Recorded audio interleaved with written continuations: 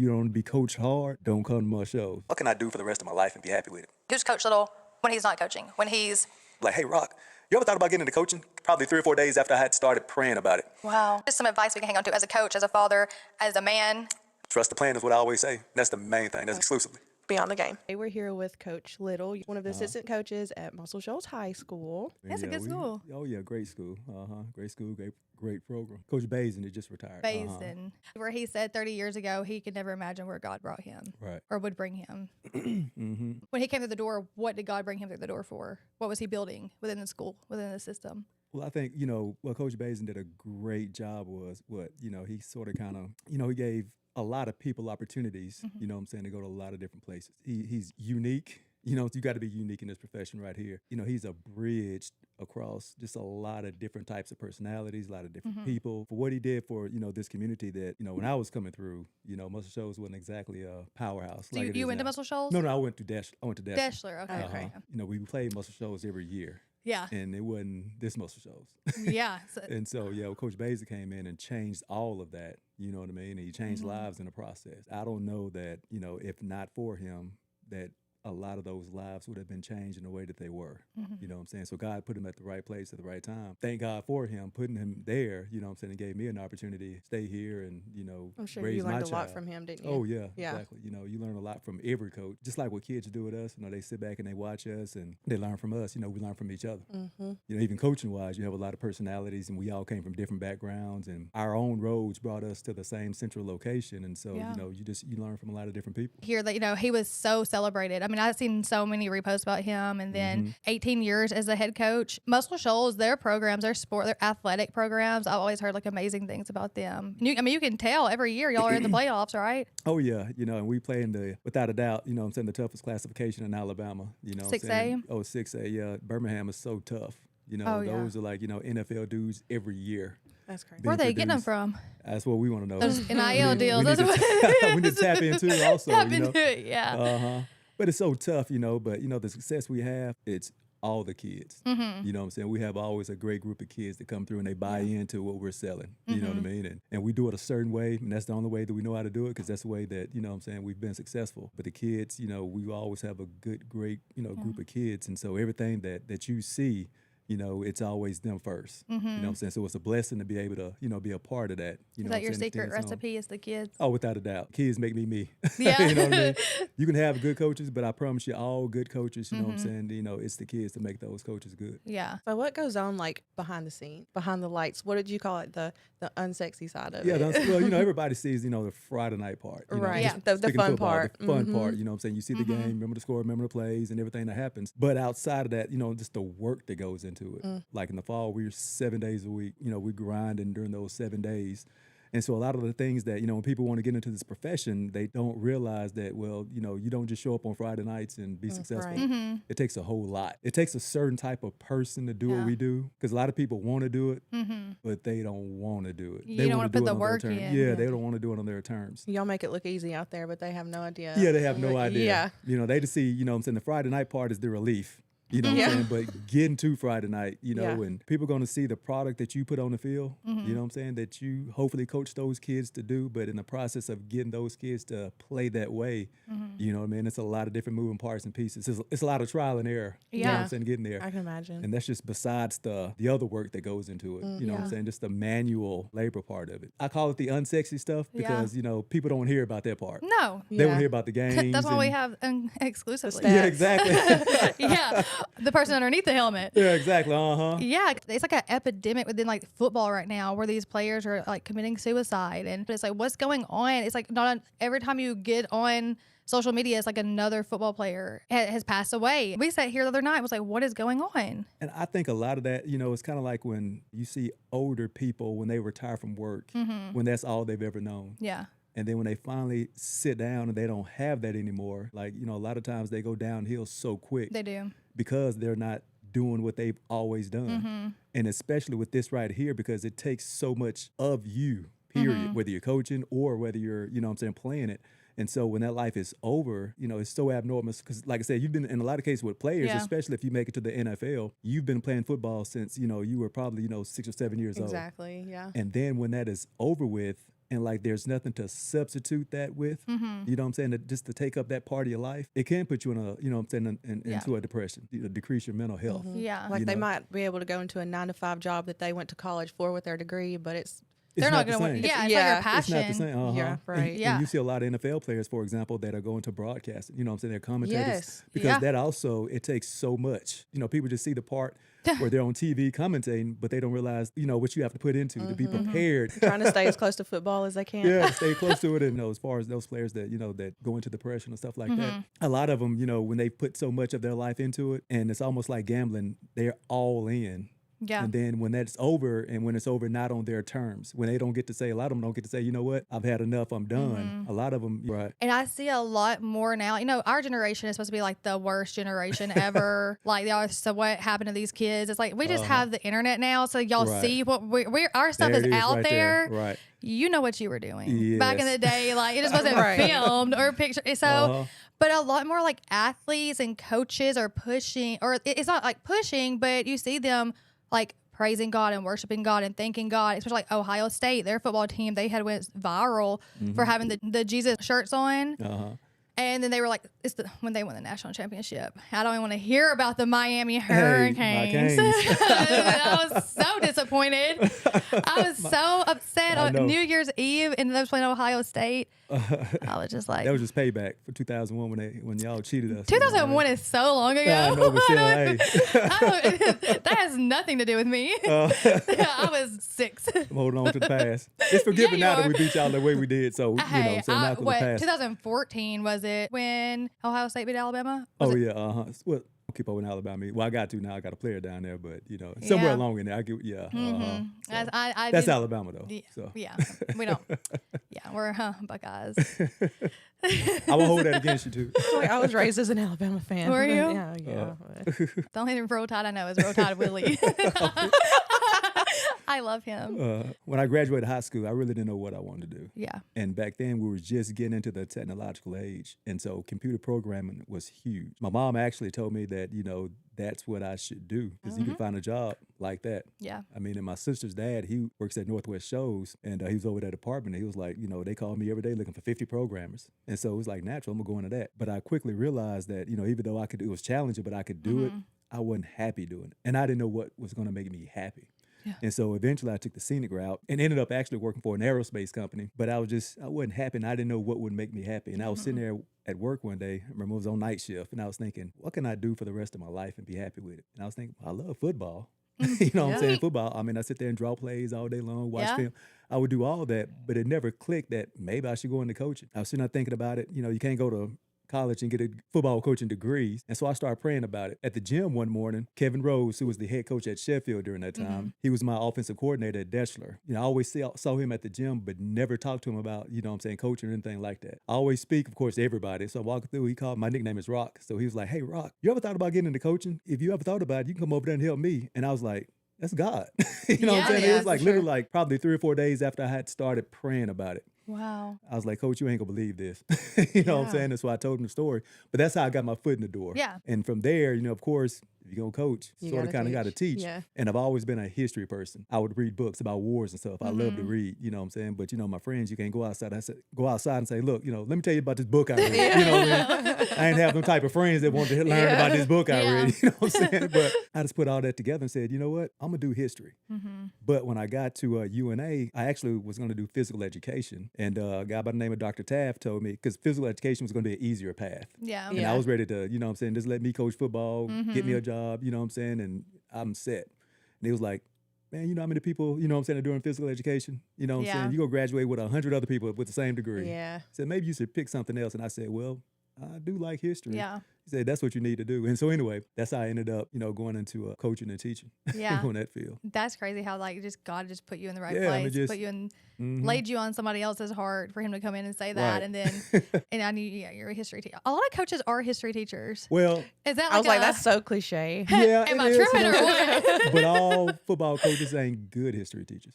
Facts. Do you know what I mean? And so, yeah. I never had you as history teacher. There you go. So I don't know. My kids will tell you that I'm hard, but I say challenging. You have to challenge them, though. I like to teach. You know what Yeah. I mean? And I love history. Was my teachers. favorite subject in school. Our history teachers did not. Well, I went to tech school, so I had Coach Cleveland. Oh yeah, at I history. forgot Yeah, he was over there. He's on the board of education for Limestone County now. And ironically, my best history teacher was my head football coach in high school, Coach Yeah. Mothershed. Yeah, he was the best history teacher that I had. You know what I mean? So it sort of kind of made you want to learn it. Yeah, it And was so- typically was a coach was the teacher, so that makes it so much more fun. Uh-huh. Yeah, I love to be there with the coaches. So A good thing about coaching and teaching, like you see all these generations come through. And this one right here, but thank God, like we didn't have what this generation has back when we were coming through. Because man, Yeah. my homeboys, we talk about that all the time. We would not be here under these circumstances of today's world. What Yeah. these kids have today, you know what I'm saying? My mom would have killed me a long time ago. Oh, yeah. Yes. But my mom finds a lot of things out right now. yeah, so I'll thank tell her God everything for now. that. Yeah. Uh-huh. Y'all would have been. But these kids need to go outside. Go outside. I don't even have Get outta kids. here. I want everybody's kids to go outside and play. Because those kids y'all are coaching and y'all do 2-a-days through the summer. During the summer workout, we bring them in at 6 Okay. or 6:30. We work out, then we practice, and we send them home. But we're still up there because we also do middle school. We do middle school summer workouts, and then after that, it's like whatever needs to be done throughout the day. So that could be anything. That's what people don't see, and Yeah. you're still coaching. We're still coaching. It's 365 days a year. You're coaching. Exactly. You I had to think- take that home with you. Right. I think we had a coach a few years ago that did the math as far as like how much we make per hour, and it was literally like maybe like a dime, if that much. Yeah. As far as the time that yeah. we put in. And I admit, you ain't always up there just grinding 100% of the time, of course. Right. You know what I'm saying? There's a lot of sitting around and joking too. Yeah. Because you got to balance it have out, to. and that's Film. what has made our film, and that's what has made our staff, what it is, today. Coach Basden, of course, set that tone is, we're a family. We spend so much time together, you know what I'm saying? And when you spend that much time together with people, I mean, you act like a family. You laugh, you joke, you have tough conversations, you do all that type of stuff because you spend so much time together. Kids also, you know what I'm saying? You spend so much time with them, just as much as they spend time with their parents or, you know what I'm saying, their folks, they Yeah. see you just as much. Yeah. You think some of the kids open up to you more than their parents? Oh yeah, definitely so. Because I mean, same thing with my mom. And Yeah. I wouldn't have had conversations with my mom that I could with my football coach. Yeah. And I guess a lot of it too is, especially with kids, they understand that whatever you want to talk about, I done went through it. Oh yeah. And I'm not going to judge you because of it. Nothing makes you feel better than seeing a kid that maybe you taught a couple of years ago. Their eyes light up when they see you or when they coach. Yeah. I've never had a kid to say, Coach Little, dang, there you go, and go the other way. Yeah. But You know what I'm saying? Even kids that may have failed my class, you know what I'm saying? They still, yeah. you know what I'm saying? And that makes you feel great. Because you know what I'm saying? You did something right in their life. Now they did the work, they got the grade they got, but at least you did something right. You may have been the only thing that they look forward to when they woke up that morning. Coach Little gonna make me laugh today. I already know that. Could Oh, be the yeah. only stable adult in their life, Exactly. You never just know. never know when they leave that room, you know what I'm saying, what they going through. But I mean, that means you kind of have to still put on that for them. So that's tough. I mean, it is going to have them. They make you feel better. I'm sure if you're having a bad day and they make you laugh and it kind of takes that away from you. But it's like you have to come with your best foot forward every day as a coach, as a teacher. I tell everybody, people I talk to, it's almost like you're on a show and you have to be in character. Yeah. When I walk through that door, like I'm gonna hear, even before the first bell rings, I'm gonna hear my name called at least 10 to 15 times. Yeah. It's a blessing because once again, they're doing that for a reason. Yeah. I need them just as much as they need me. And so on days, of course my mom just passed and I of course went right back to work because, it was my therapy. Yeah. Because I got to be in my character, the Coach Little character, you know what I mean? And it helped me to cope with it. There's no such thing as a bad day. And once again, it's all because of the kids. You know what I'm saying? It's all because of what they bring each and every day. You know what I'm saying? The knuckleheads to the nice guys. You know what I'm saying? It's all the same. But like I said, just being in that character, you know what I'm saying, allows you just to know that, you know what I'm saying, the kids depend on me for what I am. You know what I'm saying? They may not remember anything that you taught, Yeah. but they gonna remember how you taught it. They're You going to know remember what how I'm you saying? made them feel for sure. Exactly. That's the blessing in it all. And that's what makes coming to work. I never wake up dreading coming to work. Even That's during the awesome. summer when I'm not teaching, you know what I'm saying? It is going never, ever. So that's your answer prayer right there. That's When you answer was prayer. working that night shift and you're like, what am I going to do? Yeah, I know I didn't miss my calling. You know That's what I'm saying? Because amazing of though. it. I love that. I tell even my daughter, you know what I'm saying, she's trying to figure out what she want to Yeah. do, you know what I'm saying? She's in college, but she's trying to figure out for real. And I tell everybody, I said, you need to decide what you can do every day and imagine not getting paid for it and be happy doing it. Because that's what you need to do. And I could honestly see myself, I can do this right here and not get paid for it. That's how I know that I answered my call. For me, it took me a long time to figure out what that was. Or I knew it was going to be something, but I had no idea. I kind of didn't have a choice, but like not to think about it. Especially when you pour so much into someone else that you're just like, okay, well maybe then that's my purpose. Right. And then you kind of lose sight of that. And I think back to when I was graduating high school and I was going to go into college and I wanted to go in for sports broadcasting. UNA offered like communications and they offered all that. I went to school. I had no idea what I was going to do. Right. I was like, I dropped out. I left. I was like, I don't have time. I ended up being an adult very, very early in life. So I dropped out of school and I went back to college in 2023. I went to Alabama A&M for communications. I went back for communications and PR, public relations and business. So I was like, I have to do like communications is where I felt like I was best because every job I had, a lot of times, like I was in the medical field for a long time and I loved it, but it took a toll on my mental health. I can see, yeah. So my job right now, I was a personality hire, and I'm like, yeah, I cannot keep showing up as a personality every day. Like I want a career. I knew that wasn't right. But I feel like I could do this I have to get paid to do this because gotta keep the lights on. I gotta keep the lights on, but I could do this every day for the rest of my life if money didn't matter. Yeah. You gotta get some life experience. Yes. That's gonna be better than any kind of book. And you can't be told it. You gotta live it. No, you can't. You gotta live. Yeah. You gotta live life. You can't. Yeah, I'd give her a new life experience every day. I'm like, listen, you have to. I think that's what I've always told people. Like, I feel like I am intelligent. I like the book sometimes, but I would rather have common sense. Oh yeah. And I'd rather have street sense. And you know what? Common sense ain't so common either. It's not. Oh, it's definitely not. And I'll be like, yeah, I'm street smart. And then people are like, what do you know? And I'm like, you want to find out? I'm not going to tell you though. But yeah, I'd rather have common sense. I know people that straight A's, but something's not straight up here. I'm like, you're so intelligent, but what? It's the difference between being smart and being intelligent. And that's another thing you really can't teach either. Right. Is common sense. Exactly. You just kind of correct them as they go. Was there ever a coach or a teacher that changed your life? Oh yeah, definitely. Going back to my high school coach, Coach Mothershed. Believe it or not, my last name Little, but all littles ain't little. We big people, we big people. And I was a big kid growing up. My grandma, you know what I'm saying? She cooking in heaven right now. That's what God called her home when she did. Oh yeah. But like I was like a big kid. But I was always, you know what I'm saying, like I could move. I was a good athlete. Yeah. Because like, back then, you know what I'm saying, we stayed outside. Yeah. You know what I'm saying? I wasn't even the biggest kid, you know what I'm saying, on the block or whatever. Coach Mothershed thought that I could weigh about 20 pounds, less than what I did. He said, you got a good chance to start. He said, but if he was about 20 pounds lighter, he said, you know what I'm saying, you really put you in a position to be doggone, pretty doggone good. That summer, and I weighed like 310, by the way. People don't believe that, but I was like 310 pounds. But I wasn't like, no offense to anybody. These 310-pound kids today, like I was like, because like I said, we was always outside playing. So and they're inside playing on the games. Exactly, but we was always outside, and I was a thick, athletic 310. Yeah. And so that summer, after summer workouts, I'd walk around the track 3 miles every day. He was motivated. Motivated. I never had anybody challenge me to actually do. I had people challenge me, but like he gave me a reward. Say, hey, if you can do this, this is what's going to happen. That challenge right there really propelled me in life. You know what I mean? Because like if I can do that, I can do anything. Yeah. But that started it all. He was the coach that like, inspired me to do it. Yeah. You know what I'm saying? It actually pushed me, you know what I'm saying? And gave me like a vision to say, you know what? Here's what's going to happen because you're doing this. You know what I mean? And so everything leads back to that moment. And I still remember the day he told me that, you know what I'm saying? That, hey, you got a good chance to if you do this. It just took off from there. What position did you play? I played in the trenches back then, I was I played guard. But see, back then, like I said, I was a whole lot bigger than I am now. Everybody see me now like you play running back or you know what I'm saying. Oh, yeah. I'm like you know, so like I was 310 when I got down to like 260. Like I said, I started out at 310. I think when the season started, I was like at 260. So almost like basically almost 50 pounds. Then what position did you play? I played guard and defensive tackle. Okay. I've never heard of those positions. We ran the ball a whole lot back then, so I was blocking for the running back. There you go. Yeah. All right. I know a few positions. Yeah. Safety, wide receiver. Yeah, I'm skilled. Running back. Pretty boy position. Yeah. Oh. Wow. Facts.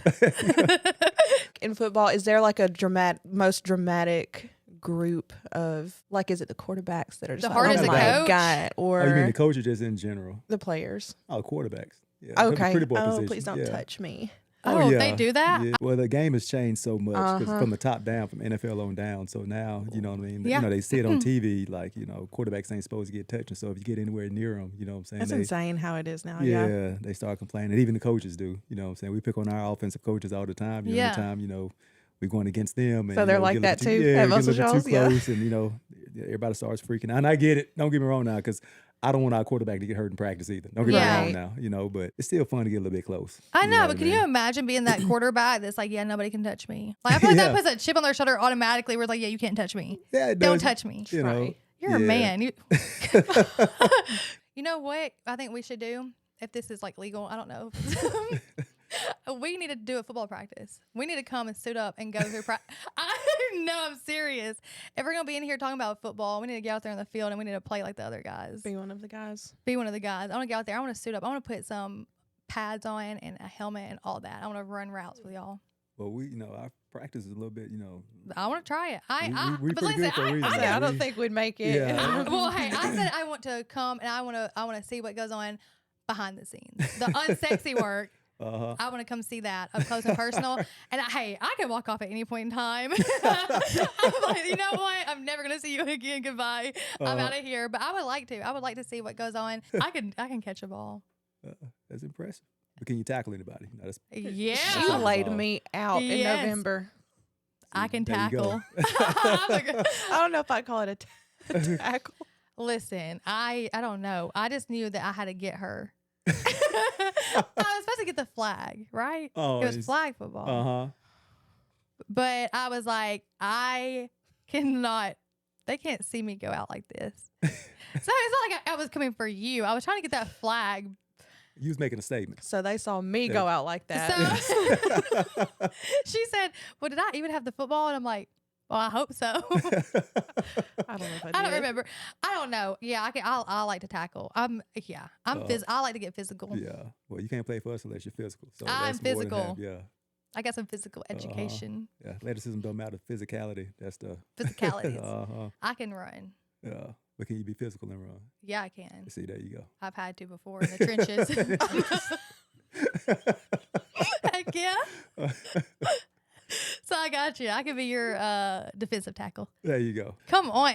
Sports are soft, though. They are getting, watching the NFL, they're like, oh, he's flopping. He's out there like LeBron James out there just flopping. And it becomes a show. Right. So what do y'all do? How do you coach differently to get to keep like the grit in football? Well, like I said, we're a little bit different, and it's Coach Basden, Yeah. 100%, you know what I'm saying? And that's why another one of the reasons why I love him so much is the fact that he allows us to coach. Mm-hmm. It's easy to demand physicality when it's part of your personality anyway. That part of the game is easy when you are, when that's part of your personality and you coach the way, because I tell my players all the time, I want you to play, you know what I'm saying, the way that I would be playing. You know what I'm saying? If I were you, I want you to coach I want you to play the way that I coach. Yeah. So it's like you're kind of coaching your younger self. Yeah, exactly. You know what I mean? It's like, you're living vicariously through them. You know what I mean? Yeah. So, for sure. When I see them do something and, we need them to be men, I'm going to coach you like a man. I'm going to talk to you like a man. When you do that, you know what I mean? You take a player who may not be this type of football player. He may be here, but because of the way that you coach him, he can raise his level up. Yeah. You know what I'm saying? You demand it. And so that's the way that we run our program. You know what I'm saying? And if you don't want to be coached hard, don't come to my shows. Yeah. You know what I mean? And that's the reason also why we're so competitive and we do what we do and the success that we've had, because we don't have, once again, every year, we don't have NFL players just walking out the door. You know what I'm saying? On the play, the second level. We don't have those, type of kids. It's nothing against the kids we have now. Yeah. Because, the kids that we have now, the bulk of our kids, the core of our kids, they play above and beyond what they look like. You know what I mean? And they're not going to be impressive, a lot of them, when they walk through the door. But like on Friday nights, we get everything out of them that, we expect to get. You know what I mean? They're going to leave it on the field. They're going to leave it on the field. And that's, once again, that's hats off to those kids. Oh, for sure. But, that's the way that I say that's the way that we raise them. Yeah. You know what I mean? And everybody, if your kid comes and plays for us, that's the expectation. I'm going to be honest. I have said that if I ever have kids, I would send them to Muscle Shoals. Yeah, I mean, I have said that. I've been watching Muscle Shoals play football since I was 15. And see, everybody don't remember the bad years. When I came through, we never practiced for Muscle Shoals. We always practiced for Carver County because that was our biggest rival. Yeah, I we know. always played them the game after. And then on Thursdays, we would prep for Muscle Shoals. Nobody remembers that. Yeah. They just see the now where Muscle Shoals is always competitive. We're always, pretty doggone good. That's the Muscle Shoals that they know. Well, yeah. But, great school, you know what I'm saying, and great sports. Yeah. You know, but it ain't always been like that. And that's like, even, you know, my ex-husband went to Muscle Shoals when in 2010, 2011. The year or two before I got there. Yeah. Yeah. And Muscle Shoals was so good then too. And the Basden had just came in. Okay. And those were the years when they had Yeah. turned Kind of the trying to corner. restructure. He was restructuring. Yeah. And it happened so fast, you know, not overnight, but it almost like overnight, where he changed things to pivot off of being the old Muscle Shoals to this new Muscle Shoals. Once again, hats off to him. You know what I mean? He came through right when that was happening. I say right when they were learning how to play football. What we do now, Muscle Shoals, is what we've done at Deschler. You know what I'm saying? What we did at Deschler made us so good. So you started coaching at Deschler? No. I started at Sheffield. Sheffield. But playing at Deschler, that's the way that... You played at Deschler, started coaching at Sheffield, and then went to Muscle Shoals. Right. Well, went to UNA. UNA. Oh, so Yeah, you coached coached at at UNA? UNA. Okay. For 3 years under Coach Hood at first, and then a Yeah. couple of years under Bowden, and then got back in the high school ranks. Okay. Do you like college or high school better? The coaching part, it's really the same because Is you it? build relationships. And that's the most important thing. The relationships you build because of the coaching. It's really the same as far as like how it is at Muscle Shoals compared to how it was at UNA. At UNA, you do a little less of the manual stuff. Of course, it's a college game, so it's more on the Yeah. paper side, I like to say. Yeah. But still, the amount of time that you put in is about the same. I don't know per se if I would say that, hey, I liked it over there better or like what Yeah. I'm doing now better. Just the people in general, you know what I'm saying? Coaches and players that you're Yeah. around, you know what I'm saying? That's the main thing for me, you know what I'm saying? And it's just the coaching part in Yeah. general that I love to do. You're very social. I am, you know what I Yeah. mean? And being around so many kids, you know, You have and to be. adults Yeah. too, it makes Parents, you yeah. social. Yeah. You know what I mean? I'm a people person. I love people. I love to see people, you know, being them. You know, I love when people are people. Yeah. You know what I'm saying? You know, no matter who they are, where they're from, you know, because, you know, we all got stories. We all got, you know, come from different backgrounds. People, period.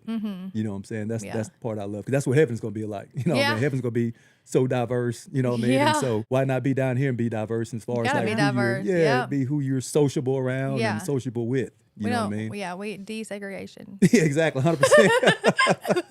We don't do all that over here. We gotta Regardless of what it is. regard, yeah. No, Yeah. it's be about like your how you look. Exactly. I like to be in the nice areas. I like to be in the trenches. Probably some better than the nice areas sometimes. Yeah. That's where I feel more at home. I mean, Yeah. it's like that sometimes, you know. And I could go swear. like either way. Some of my best conversations have been with people who didn't grow up like I grew up. Been with people who Oh, don't see the yeah. world like I see the world. You know what I Yeah. mean? That's been some of my best conversations. But like I said, that's also been some of my, you know, best learning experiences. Yeah, sitting on the front porch with like an older, like white, I don't know, I would be out there like 16, 17. I would go, your grandpa home. Oh my God. They'll tell you some story. Yeah. I told her last night, you know, this day and time, like with relationships and not, you have times where like, God, am I just like unattractive? Am I just like kind of getting those like, Lulls. yeah, we're like, what is wrong with me? And I told her, I said, you know, if you're ever feeling like that, have you ever just went to the gas station?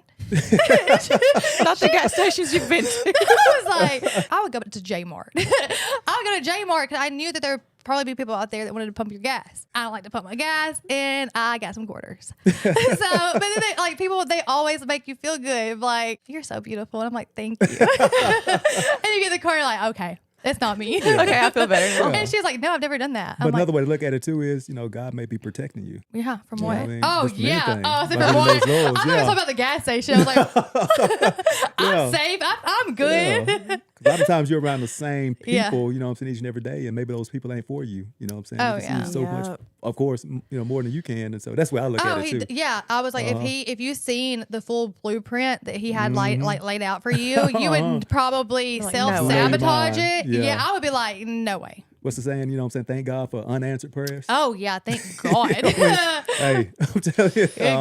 God, Jesus, and the Holy Ghost, all Right. of them. We don't do J's around here. No more of those. So I guess my daughter can't come on the show. She's Jay. Oh, she doesn't count. Yeah, she- okay, I got you. No, she definitely can. Yeah. We would love. We do need I want to hear her perspective, a coach's daughter. Yeah, Yeah, that she student come on. athlete. Yeah. Oh, she's a cheerleader, isn't she? Yeah, she cheered. Yeah. Yep. Is she cheering at UNA? Well, she was, but now she's, you know, once again, she's trying to figure herself out. That's You know what I okay. mean? Yeah. So it's Being a lot student goes on. athlete is- yeah, I it's couldn't a lot. do It's it. demanding. Being Yeah. a student is demanding. And so, you know, she's once again, that's part of trying to figure out everything. You know what I'm Yeah. saying, as far as what she want to do, which I said, you got time? Well, I You feel know? like she has really good people in her life, or like a really good family Oh support yeah, system. without a doubt. So You know what I'm she can saying? fall 20 times and she's gonna get back up 30 times. Yeah. And Yeah. that's the part. And actually, we had this discussion today. Not me and her, but me and another teacher. You know, you have to fall on your butt Oh Yeah. yeah, to learn how to get up. yeah. You know what I Or mean? your face. Yeah, Or- you know what I'm saying? Instead of, you know, daddy and Sometimes- mama picking you up, yeah. you know what I'm saying? You know, you have to learn how to do that. Yeah. Oh You know, yeah, that's the- you have. And that's when it sticks. Are you willing to do that though? Oh, yeah. Yeah. Now I am. Yeah. And I'll be the first to admit, you know, that, you know, we're now at a point, and I thank God for this every day, that, you know, me and my mom are able to co-parent like we do. You know what I mean? Yeah. And That's that's yes. a blessing. That's something I pray for each and every day. Yeah. You know, a lot of times, you know, just like with any parent, regardless of the situation, you know, you try to protect your kid from what you went through. And like, you know, one of the things that has always guided me, I didn't meet my dad until I was 44. And I'm 47 now. Oh wow. And so I met him, you know, laid eyes on him. You Yeah. know, he bumped into me, you know what I'm saying? I didn't know who he was. What? Oh, it was an According to him. accident, kind of. No, he according to Well- him, he said he knew who I was. He just wanted to see me. And you know what I'm saying? But he didn't tell me, hey, I'm your dad. You know what I'm saying? I had a name, but never ever, you know what I'm saying, met him until going on now 3 years ago when I was growing up and not having a dad, not even knowing what he Those looked are the most like. important years. Yeah, too. that just dominated me in such a way. Yeah. It controlled my life Oh, all the way up yeah. until my 30s. You know what I'm saying? Because everything went back to, you know Yeah. what? I'm going to raise my child in a way that I don't want her to ever have the thoughts that I did. break that You know what I'm generational saying? curse. Break that generational curse. Got to. And that's why, you know, I don't mind saying this, but you ain't going to find a better dad than I've been. You know what I Yeah. mean? Yeah. But it's because of that right there. Well, I believe it. You know, and in the process of doing that, though, Yeah. and like I said with any parent, though, you know, you sort of kind of, you know, you shelter them, you overprotect them. Yeah. You know, you don't give them a chance. And she's been such a good girl, you know what I'm saying, her Yeah. whole life anyway. But, you know, you don't give them a chance to live life and to, you know what I'm saying, let life happen to them. Yeah. You know what I'm saying? Which that's a blessing too now. You still have to go through some things to learn those things. Yeah. You know, mom and daddy can't explain to you everything that may happen to you. Sometimes you got to let it happen and you have to figure that, you know, that type of stuff out. Yeah. And so we're in the process of doing that now. And it takes you, you know what I'm saying, as of course, the parent, I got to let this happen. Not with everything, of course, but Yeah. with certain Yeah, of things. course. Because that's how, you know what I'm saying, your child is going to Yeah. learn how to do life. And you're coaching young men every Same day. way. Uh-huh. And then you have a daughter. Uh-huh. Yeah, Yeah. you're God answered a lot of things there. Yeah. It's like- so you have Uh-huh. your sons and you have your daughter. Yeah, it's a balance. Yeah. You know what I'm saying? And I treat them the same way that, you know what I'm saying, I treat her. You know what I mean? Well, you know, of course, a little bit different, you know what I Yeah. mean? But still, Oh, yeah. with the kids that I coach and the kids that I teach, and I tell them all, you know what I'm saying, I'm going to treat you like your last name is Little. Yeah. Because then when you do it that way, you know what I'm saying, you contend the fact that you're going to be right. And how you approach them, how you treat them, of course, how you teach them, how you coach them. I would do my daughter the same way. I've never had any regrets in how I, you know, do a kid on the opposite end compared to how I do her. You know what I Yeah. mean? Because I'm not trying to say that I'm perfect by any means. No. Right. But I'm trying to say that, like, that's what I always think about. Yeah. And that's what I can hang my hat on, you know what I mean? That, you know, I can always go back to that Yeah. in any situation and say, hey, you know, this is how I would do my own kids. I didn't have strict parents at all. Mm-hmm. But my mom, she didn't have the experience of like probably look at me and be like, yeah, she is doing something. I know what she's doing. Mm-hmm. She didn't. She just like, no, I trust you. They were not strict. I don't think I really had a curfew. I don't remember. If I did, I probably just went and stay the night at somebody's house. Well, it's But it's funny you say that because like I'm the next to the youngest. Mm-hmm. And so my mom, she kept her thumb more on my sisters. And so, but because, you know, growing up, of course, without a dad in the house, I always saw myself as the man of the house. You know what I'm saying? Of the house. You know what I'm Yeah. saying? Even though everybody thought I was shy, but only because I had loud sisters. So I Yeah. had an opportunity to talk. But in the process of that, and my mom was more like my dad and my grandma was more like my mom, you know what I'm saying? And how they approached everything. Okay. But seeing the way that my mom handled us, yeah. you know what I mean? And she was a strict mom. You know what I'm saying? My mama didn't Yeah. play. You know what I'm saying? Oh, You know, no. I don't care how shocked or how quiet I was. Yeah. Mama didn't play. Seeing how she, like, you know what I'm saying? Because going through all that, you know what I'm saying? She didn't necessarily have to keep her thumb on me. Yeah. You know what I'm saying? Coming up because, like, you know, it sort of kind of like she trained me in the process of watching them. Mm-hmm. You know what I mean? And So watch you were how raised she- with nothing but women. Yeah. You know what I'm saying? Nothing but women.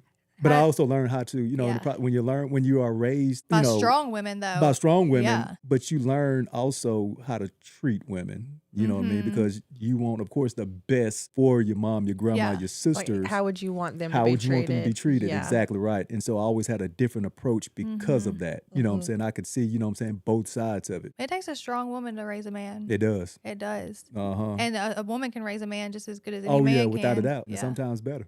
Oh, you know what yeah. I'm saying? You know, and I look back at it now, I thank God. I used to question God, you know what I'm saying, Yeah, growing we up. all- yeah. Why, you know what I'm saying, I didn't have, you know what I'm saying, that dad in my life.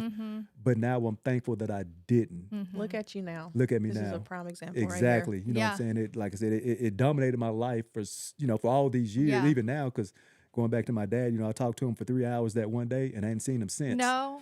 But I thank God because, you know what I'm saying, I know Yeah. that because my mom did see him and my mom told me, she used to tell, she told me before I met him, because I made sure it was okay with her first that I Yeah. went to talk to him. Because my mama did You're this.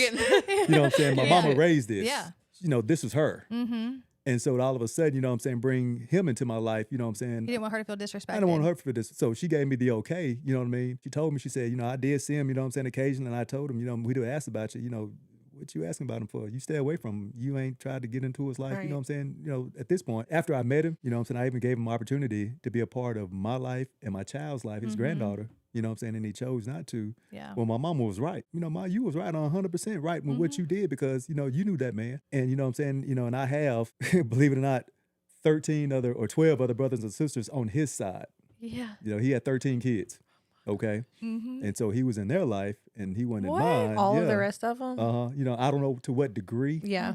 But still, and so when he made that decision, like I said, mama was right. And I'm glad that she did. That just shows what kind of woman she was, because if he was in those other 12, 13 kids' lives, or whatever degree, like you said, I don't know if you, how close you are to those kids, or. The ironic part, and also, you know, part of my second gig is, you know what I'm saying, I'm the middle school tennis coach, you know. And Yeah. I don't know I don't know anything. I'm learning about tennis. Yeah. But when I first got the job in Muscle Shoals, when, you know, Dr. Lindsay, who was the superintendent then, said, hey, I'm going to need you to coach middle school tennis. And of course, I went straight to YouTube, try to figure out what this tennis stuff was about. TikTok. Yeah. Well, I used to try to play, you know what I'm saying, at the court, because that's how you learn how to play sports. I mean, how to coach sports, you play it. And so I got out there and I started playing. Well, anyway, it was a group of us that would play pretty consistently. And me and this guy, you know what I'm saying, he was part of this group. Well, come to find out, he was my brother.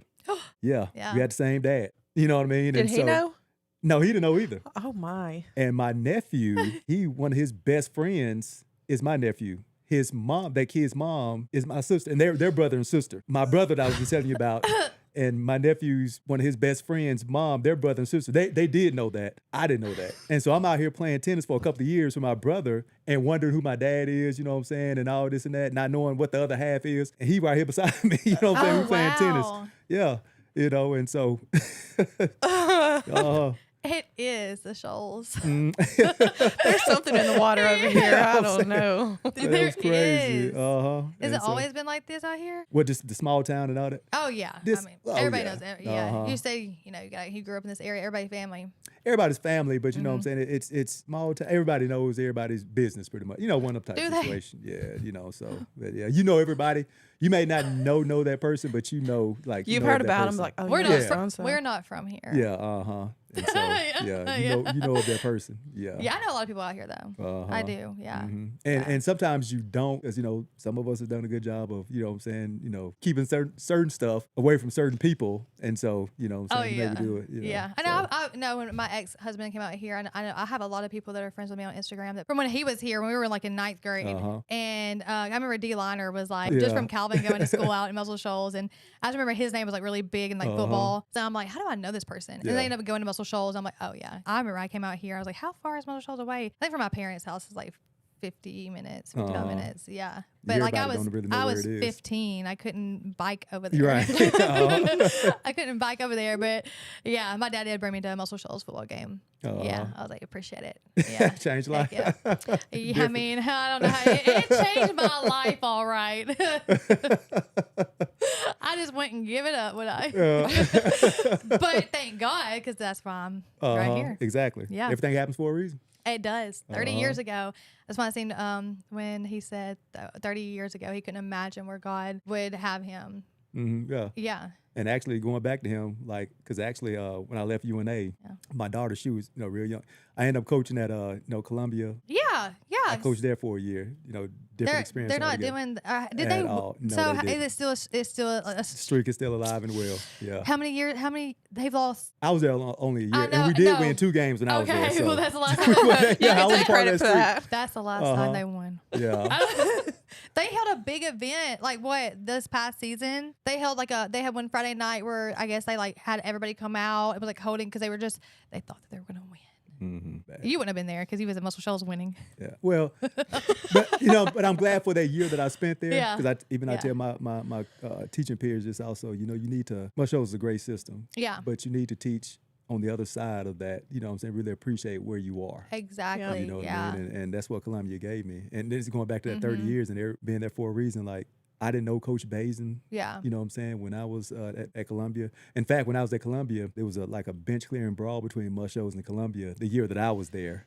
What year was that? It was 2012, 11 or 12. Yeah. Sophomore. No, I remember West Limestone. It was at West Morgan. We got into that big fight. Yeah, I think so. Yeah, and yeah. there was a big fight broke out on the football field. And it was and that's the only thing. That's Yeah. only I didn't know him back then. You know what I'm saying? But I was there when that happened. Yeah. And then they What did he? Whoa! I bet he was mad. No, well, we talked about it later, but it was, just football fight. That's all it was. And Okay. it was our players that left the bench, not his. You know what I'm saying? That's about the only thing that, Yeah. that we can compete at is fighting. But anyway, I left Columbia, got pink slipped, first year teacher. What? You know what I'm saying? Yeah.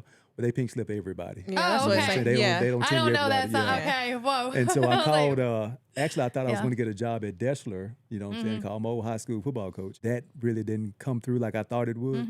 And so my nephew, once again, he had just got done playing at Muscle Shoals. And so I had heard through another one of my high school football coaches that it might be a job open at Muscle Shoals. And so I didn't know Coach Basden then. And so my nephew, I texted him, I told him, I said, nephew, put a bug in Basden's ear, tell him I'd like to come by there and talk to him. And a couple other coaches that I knew, you know what I'm saying, from the neighborhood and everything was on staff then. Yeah. And of course I had them talk to him. So anyway, I went in there and interviewed with him, talked to him, and he had already planned on hiring somebody else. It was Yeah. already a done deal. And as soon as me and him got done talking, he picked up the phone and called the superintendent, hey, scratch that idea, I got my guy. That's and so that's how I amazing. ended up at That's Muscle awesome. Shoals. You know what I mean? So what year was that? That was 2012. Like, so I only spent Okay, there 1 year. okay, you did say that. My okay. first year at Muscle Shoals was, it was that summer, 2012. Yeah, So 2012. 2011 playing season, but So 2012. you was coaching when year. we were still in school. We graduated in 14. So yeah. So yeah, that would have been my Yeah. first years there. That's crazy. Yeah, it is. But once again, that's how God works. He does. He's been looking out for you for a long Yeah, time. and I had prayed about it too, once again. Yeah. Because like I said, my daughter was young. Yeah. Family's still here.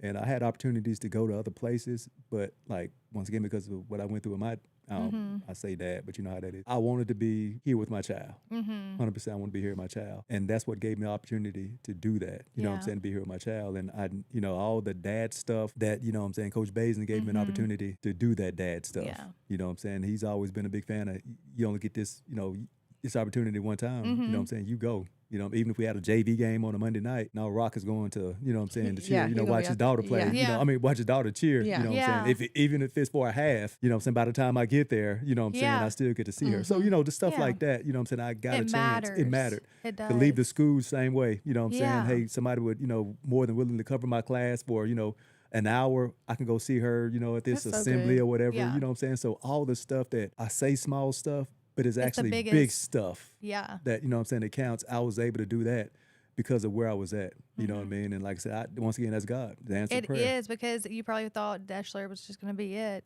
I did, you know what I'm saying? And a lot of, and a lot of stuff was going on Yeah. over there, not to get into it, that, you know what I'm saying, during that Yeah. time. And once again, going back to, thank God for unanswered prayers. Exactly. I would have been right in the midst of all that had I came back and was Yeah. hired there. You know what I'm Yeah. saying? And who knows where I would have ended up when all that was going on. But because, you know what I'm saying, I landed at Muscle Yeah. Shoals instead, the rest is history. That's so once that again, that's blueprint. God. Yeah, that blueprint. That blueprint. Said, no, Rocc, I got somewhere better for you right yeah, now. exactly. Here you go. And that's when you just had to learn to just I had to teach myself to just let it go. And if it's really meant for you, it'll come back around. If it's not, something bigger and better will be there. You just have to let it go. But it's like on my Facebook on Sunday mornings, you know what I'm saying? Trust the plan. Sunday. Just trust the plan. Yeah. You know what I'm saying? Sunday. Thank God. Yeah. Yeah.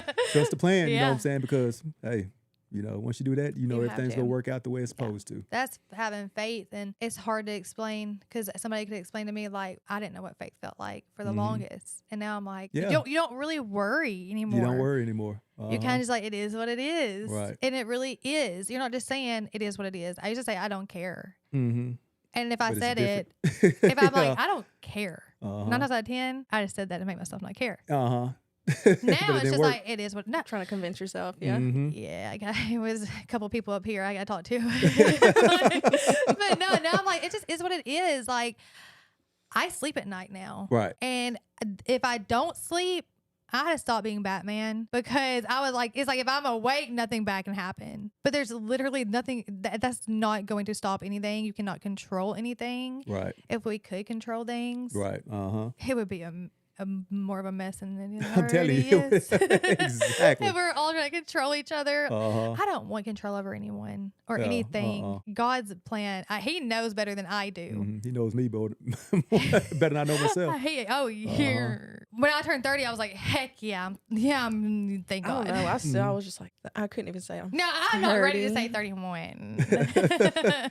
No, I am happy I'm 30 though. It's like a different mindset. It's really, you just really don't care anymore. Like when I say I don't care, I mean I don't care. You know, I want to drop right there. I don't. Yeah, I know.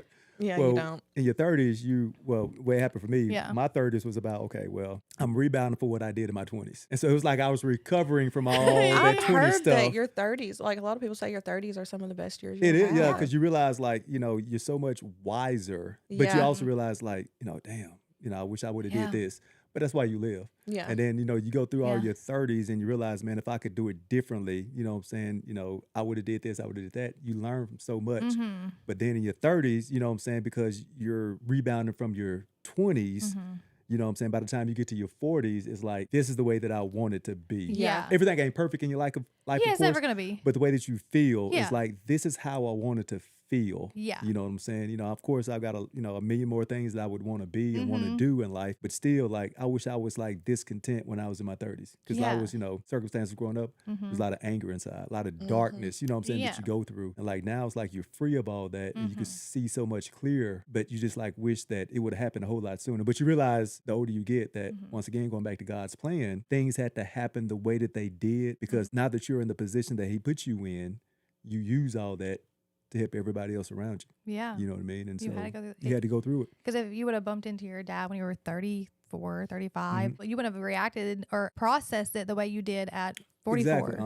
Or even if I would have, even if it would have had happened a whole lot sooner than what it did, I'm not so, sure that I would have turned out The way you are. the way that I am now, because still all that was still driving me in my 20s. It gave me a purpose, you know what I mean, to, to say, you know what, whoever that man is, I'm doing this, you know what I'm saying, a part of it. Even going back to my weight loss, Yeah. you know what I'm saying, I still, you know what I'm saying, get up at 4:30 and go to the gym, but not because I want to be in front of the mirror, but simply because it's therapy. Does for it me. have to be 4:30 in the morning though? Well, the older you get, the earlier you wake up. So. I know. I like to, I be staying up though. Or like, She does not sleep. gotta save the city. Uh-huh. And I don't not sleep now because I'm like scared that something bad's gonna happen. Uh-huh. I don't sleep now because I have so much I need to get done. Mm-hmm. But then I'm just up, and then I don't do it proficiently because I'm not sleeping. Yeah. So then I'll let my mom watch. This is edited, Mom. You should watch this. It was not. I dropped a big F word, and we don't do that. I got my mouth washed out with soap for saying darn. Oh man. Yeah, I was just watching a cartoon, and I was younger, and yeah, she would wash my mouth out with soap. Now I'm just like, yeah, that's the first time I think she ever. Well, yeah, we did not cuss at my mom's house. Uh-huh. I still don't. I'm like, Mom, I'm sorry. I had to leave it in there because I have to be real. Well, if it makes you feel better, we didn't either. And of course, Yeah. in our house, you know what I'm saying, even when, all of us grown now, we still didn't do it. Yeah, You know what you're I'm like, saying? I Mama drew that in our know. heads. Uh-huh. I heard Mom. I'll come in the house and Mom will be listening to the podcast. I'm like, oh. And then I'll hear it. And I'm like, oh God, I gotta go. Let's not talk about it. But my mom. She's the least judgmental person ever. She's said one cuss word to me, to my knowledge, ever. And it was my fault, of course. And she'll tell you that. I didn't make you do it. You tell God that. But yeah, she will. I do not. But I'll talk to her about anything else. And some people will be like, how do you talk to your mom about that? It's an open door policy. Yeah. I'll talk to her about anything, but I ain't going to say no bad word. No, I couldn't talk to my mom about open. Yeah, some things she's probably like, God, Kensley. I'm like, I know. Me and my mom, we didn't have that type of relationship. No. Like I said, but Yeah. she had to raise us differently though. Yeah. Considering, you know what I'm saying, the environment that we were in. Yeah. You know what I mean? And of course things were different back then. Mm-hmm. But, it's, certain things that, of course, we didn't say around mama, you know what I'm saying? We hope that mama didn't find out about. Yeah. You know what I She mean? knew. And so- She was like, oh. Yeah, uh-huh. Yeah. You know what I'm saying? But like I said, we all 5 of her kids now, you know what I'm saying? Yeah. Look where we're at. But it's because of that Yeah. hard raising. So you have 4 sisters. Uh-huh. You so you're the baby. No, next to it. Oh, okay. I have a But you're younger still sister. the only boy, though. Only man. Well, yeah, well, man. I'm just thinking when you were a little. Yeah. You're the only man. Uh-huh. So they baby you, though? No, they like to think. Well, they like to think that they did. My Mm-hmm. grandma did. I'll be the first to admit. You know what I'm saying? My grandma. Funny story we always tell. My mom got mad at me because I used to like watch wrestling all the time. Yeah. And because I didn't have any brothers in the house, you know what I'm saying? I used to wrestle by myself. Like I Oh. was, imaginary wrestling. And so my mom got mad at me one day because I was keeping up too much noise. And, my mom was fussing at me. So Yeah. I picked up all, back then, got a brown paper sack from Food Land because that was the only grocery store back then. Heck yeah. Put all my, my tighty whities in it. You know what I mean? And I walked up the hill to my grandma's apartment. You know what I mean? And so, So you could wrestle in yeah, peace? because, she loved wrestling. Yeah, you know what I mean? yeah. But that led to me staying with my grandma. Yeah. You know what I mean? But she was already babying me before that. You know what I mean? Yeah. And so she was Yeah. doing the baby me. And my sisters, like I said, I'd have stayed in the background because they was keeping up so much noise and being them. Then they had to go up there and they were loud and then you was over here Yeah, wrestling. that's what I'm saying. You know what I'm saying? What's It was going doggone- on? Exactly. That's how it was. I bet you're like, Double man, standard. double standard. Yeah, Double standards can fall on women too. Yeah. But see, in their defense, though, like I was still jumping off my bed and, what I'm saying, land on the floor and stuff like that. You know? Yeah. Well, you So had they to, were doing you had to that. overcompensate for the 4 girls. Yeah. They were like my crowd noise back then. You know what I'm saying? Them being so loud. You were on your sisters again? Well, Just jump off the couch one time. now we got nieces and nephews. They do all that. So they all on top of me anyway. So nieces and nephews and great nieces Oh, and nephews. yeah. So Oh, got a pretty, with 5 sisters. We got a pretty big family. Oh, so, yeah, that's a big family. And close family. So, of course, that's That's how mom amazing, and though. grandma and Yeah. our family in general raised us to be. So, Yeah, I know. I've been thinking about some turnip greens ever since you talked about your grandma's cooking. I have not had a good home cooked meal in a long time. No, she was the best. You know what Yeah. I'm saying? I My don't mom know. could sing like an angel. She in Yeah. heaven right now singing. She Yeah. was the lady that sung at everybody's wedding, saying she was that person. And my mom, you know what I'm saying, she cooked like an angel. So, Love it. that's what their A talents talented- were. yeah, talented You're talking family. about close family. You said your nephew helped you kind of get on Muscle Shoals Yeah, coaching? Jalen, Oh, okay. Jalen Cool. Triplet. Yeah. he's my nephew that knows everybody. If Oh, you yeah. turn on the TV, you know what I'm saying, and watching something that's happening on the other side of the world, don't be surprised if nephew come walking through. He knows everybody. You know what I mean? That's Lord. him. Yeah. He's that one. Uh-huh. Yeah. That's cool, though. Anyways, You got anything else? no, let me see. Great value. Do you have some advice for me and Olivia, as a coach, as a father, as a man, mostly just as a man? Just In shoot us general. some life advice. Number one, pray about it. You know what I'm saying? Don't none substitute prayer. And when you pray, you know what I'm saying, believe in what you're praying about. And then, you know what I'm saying, give it to God and you got to let it go. Trust the plan is what I always say. And that's the main thing. That's the best advice so that I hard can give. sometimes, though. It's hard, and it's still hard on me, you know what I'm Yeah. saying, to do that until you realize, okay, well, think about when you have trusted, you know what I'm saying, what has happened. And so that makes it a whole lot easier. That's once again, why I'm, finna be 47. You live so much, of course, life is going to do life. Life is going to be what life wants it to be. But, you know what I'm saying, when you're going through those, every day, of course, ain't a sunny day, but still, you pray about it, you think about it, you know what I'm saying, and that makes it a whole lot easier to Yeah. just be content and just be patient. One of my coworkers is like, you can be having the worst day, but find one positive yeah. thing out of every day to make it just a little bit better. That's all it. And I tell people all the time to go along with that. Yeah. What you think is your worst day could be somebody else's best But day. yeah. I tell my daughter, you know what I'm saying, this generation all the time, I said, just speak to people. You got to have a conversation, but just you saying something to somebody you may not know the impact that you're having. Yeah. Yeah. You know what I mean? Because that person could be thinking the worst that day. And just because you acknowledge them and just by saying, hey, how you doing? You may have changed things Change for them. their You know what I'm saying? You may have made them, in that 2 seconds that it took you to do that, Yeah. you could have changed their whole life. Yeah. You, You know what I really mean? You never just know. don't know. You know My what I mom mean? always said, you never know when you're entertaining an angel. That too. That's one of my biggest Bible verses in that. You know what I'm saying? God, He puts people in your life for a reason. And you don't know, you know what I'm saying? don't. And you ain't got to give them the world, but you can give them something as far as like, you know what I'm saying, just attention and how Yeah. you treat people. And that goes back to me loving people. Yeah. You don't know, we don't know who we are. Another reason, I treat people the way that I do, you know what I'm saying, is because of that there. Hopefully I get in, you know what I'm saying, when Yeah. it's my Yeah. time. You know what I'm saying? I know I got a whole lot of, you know what I'm saying, things to be forgiven for. But Yeah. like what I can do now, what I can control now is how I treat people. You know what I'm saying? And not that I've always, I haven't treated anybody bad per se, you know what I'm saying, in my past, but still I've always just tried to treat people the way that, number one, I wanted to be treated, but just being empathetic of people, you know what I'm saying? Because you don't know what they're going through, because nobody knew what I was going through. I put on a smile every day, you know what I'm saying? I was the same old Rocc every day, but you know what I'm saying? I was, sometimes that can be the people that are hurting the most. I was hurting the most, you know what I'm saying? But I had to pretend like I wasn't because, like I said, East test comes, you know what I'm saying? You got to be a tough guy. Being so protective because of our circumstances, you got to be that tough guy. And that's how I was raised, whether it doesn't give you an opportunity, you know what I'm saying, to get past a lot of the stuff that you're holding in, you know what I mean? And Can you tell when some of your students are putting a smile on their face, but like you can see through it basically? You can tell when people aren't themselves. You can tell I'm a big small thing person. Like, you know what I'm saying? Like I notice the small things about people, very observant. And so a lot of times that, with kids, you can tell when they're not necessarily being exactly themselves.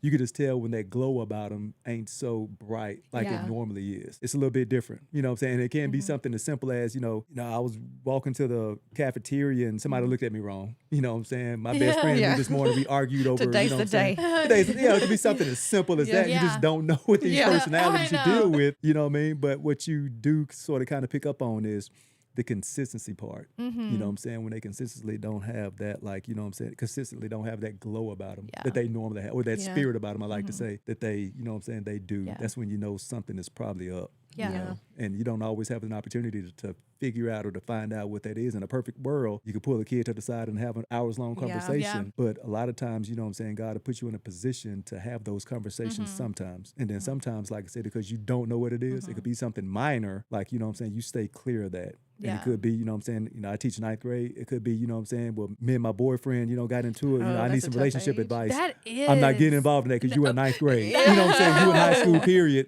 And I'm staying clear of that. God, these kids, I think I see an 8th grader. I actually had a conversation with an 8th grade girl a few weeks ago when we were doing like the November Saturdays event, and she just started talking to me, and I was looking at her and I was like, when she said she was in 8th grade, I was in 8th grade when I met Calvin. I was like, oh God, like you're so young and so tiny. She told me, she said, sweet girl, she said that she was scared to go to 9th grade because she was scared to get bullied. She was scared that they were going to be mean to her.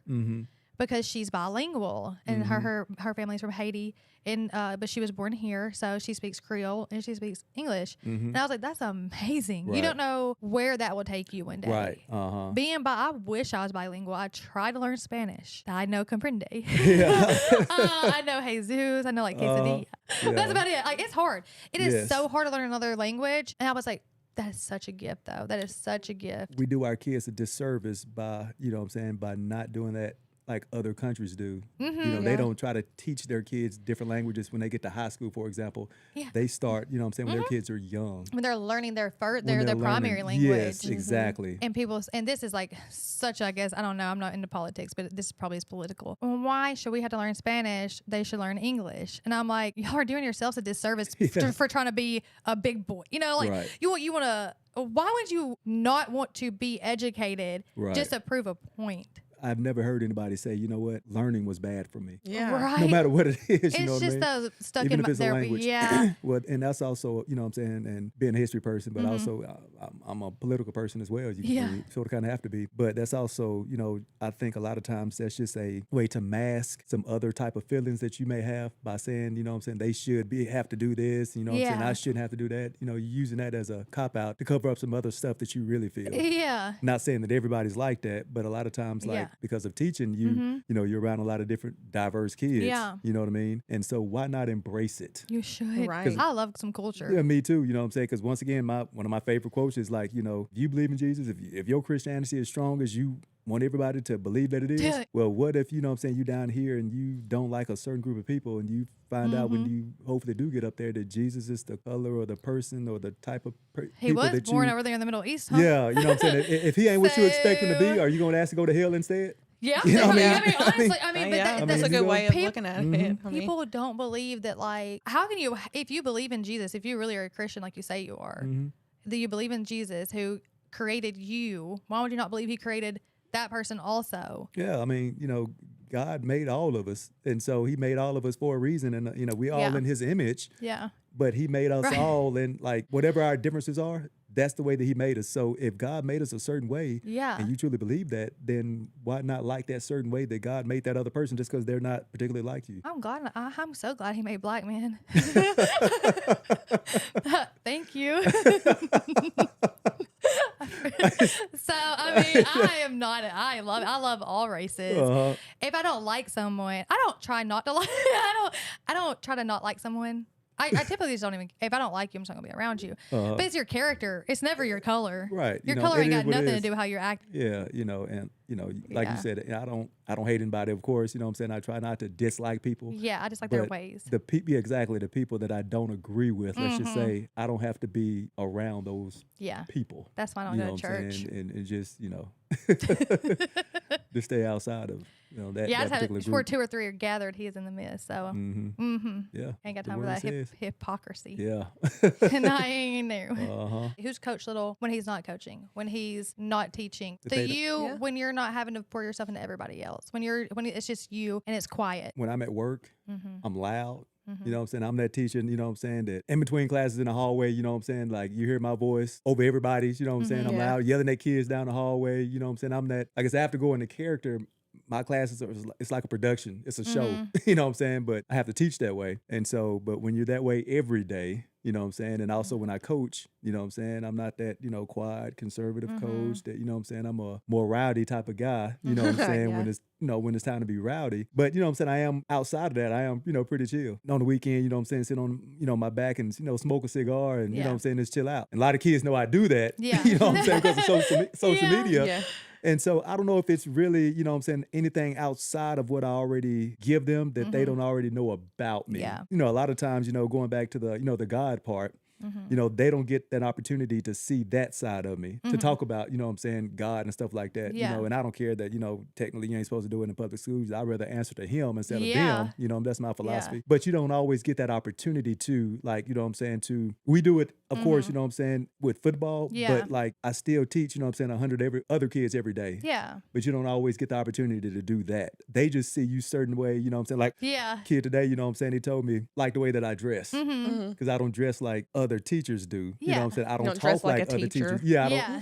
I'm not your typical, like, you know what I'm saying, cookie cutter teacher. Yeah. But I've earned the right to be me, you know what I'm saying, in my 47 years. And that's what I do. But like if you just stereotypically walked in and saw me, you would not think that, hey, wait a minute, Coach Little is this guy right here, because the way that I act, Yeah. and I'm not in the classroom just cussing and doing all the type of stuff. Yeah. Yeah. But like, like how I talk now is how I talk in the classroom. I don't say all my words correctly. You know what I'm saying? I Yeah. don't do all that type of stuff. Yeah. I count 1, 2, 3, 4. You know what I'm saying? I still, you know what I'm saying? I talk about Yeah. how I was raised and where I came from. And so, but the kids As you embrace should, that. They yeah. love that because I'm real. You know what I'm Exactly. saying? And I Relatable, don't care yeah. who it offends.